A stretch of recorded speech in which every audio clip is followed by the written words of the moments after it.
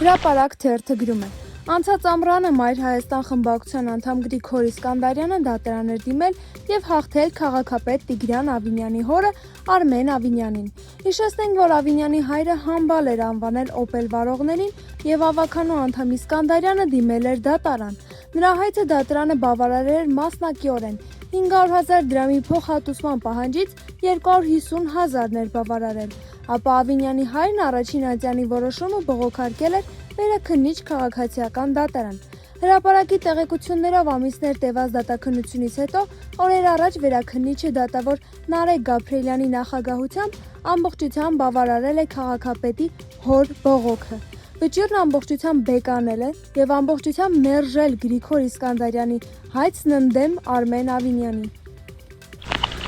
Հրապարակ օրաթերթը գրում է. Մեր տեղեկություններով օրեր առաջ կալանքից ազատվել է քրեական աշխարհում հայտնի օրենքով գող Գևորգ Մելիքյանը, օշականցի Գևորիկը։ Դատարանը նրա նկատմամբ նոր խափանման միջոց է կիրառել՝ տնային կալանքը, համակցված բացակայելու արգելքով եւ 13 միլիոն դրամ գրավով։ Քրեական գործով անցնում են օշականցի Գևորիկը եւ մեկ այլ օրենքով գող Սամվել Հասանյանը, Մանգո մականվամբ։ Քրգործն այն մասին է, որ նշված անձինք լինելով օրենքով գողեր, օգտագործել են իրենց անունն ու կապերը գումարի դիմաց կենցաղային հարցեր լուծելու համար։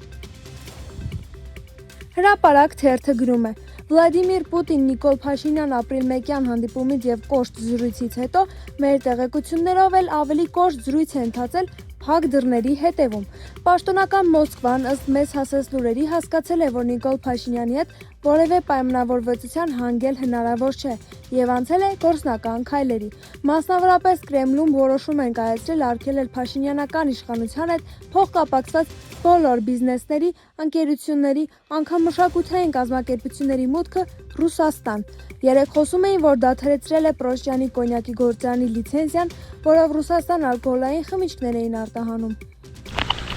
Հրապարակ թերթը գրում է. Ընտրական օրենսգիր սահմանադրական օրենքում 3 կատարված փոփոխությունների նախագծի քննարկման ժամանակ ԿՊԱ-ականները գրեթե առանց բացառության արժանամբյոնին էին մոտենում շպարգալ կաներով եւ թղթից էին կարդում իրենց ելույթները։ Մեր տեղեկություններով ԿՊԱ-ական падգամավորներին նախապես գրել տվել են իրենց տեքստերը, դրա բաշխում են արել ով ինչ ելույթ պետք է ունենա։ Շատերը չեն հասցրել անգիր սերտել ելույթները կամ իրենց բառերով վերաշարադրել միտքը եւ որոշել են, որ ավելի ապահով է կարդալը։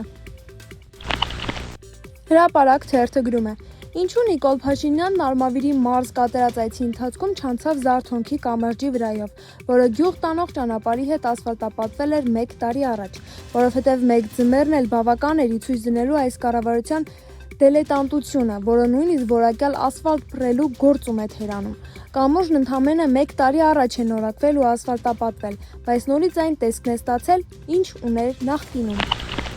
Իրավունք թերթը գրում է. ԿՊԱ-ականներին սկսել է հունից հանել նույն խմբակցության падգամավոր Հայկ Սարգսյանի ինքնագոհ պահվածքը։ Հռոմի պապից ավելի կաթոլիկ է իրեն պահում, իբր հա էլի, վրդովված նշեց ԿՊԱ աղբյուրը։ Նաև դժգոհեց, թե նրա թևերի տակ ձմերուկը հենց Նիկոլ Փաշինյանն է դրել։ Ավելին, եթե իրոք Փաշինյանից նեղված լիներ կամ հակառակը, Սարգսյան Հայկը հիմա խի նոր էր ճաղերի հետևում։ Իրավունք թերթը գրում է. Ըստ ԿՊ-ի կուլիսներում շրջանառվող շշուկների ամիսներ շարունակ գովազդված ներկուսակցական ընտրությունները, այսպես կոչված փրայմերիզը իրականում ընդամենը ձևական ծես է եղել։ Հանրությանը ներկայացվող ժողովրդավարության պատրանքը ստեղծելու համար։ Ասում են, թե ԿՊ-ի նախընտրական ցուցակը կազմելու գործում իրականում ներքին քվեարկությունն ազդեցություն չի ունեցել։ Ավելին, թեկնածուների վերջնական դասավորությունը կազմվել է մեկ կենտրոնից, անձամբ Նիկոլ Փաշինյանի ձեռամբ, հատիկ առ հատիկ, ընտրելով հավատարիմ եւ վերահսկելի գործիչների։